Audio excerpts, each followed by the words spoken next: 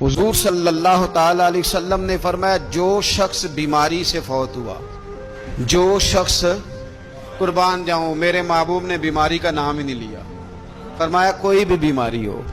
فرمایا جو آدمی بیماری سے فوت ہوا اللہ اسے شہادت کی موت عطا فرمائے گا، اور وہ عذاب قبر سے اور قبر کے امتحان سے بھی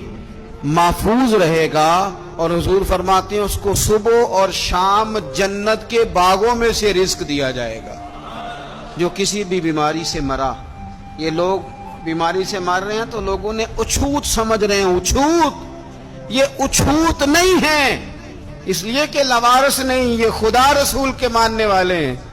تم انہیں اچھوت کہہ رہے ہو اور مدینے والے رسول انہیں شہید فرما رہے ہیں۔ حضور نے فرمایا جو بیماری سے مرے شہید ہے، وہ قبر کے عذاب سے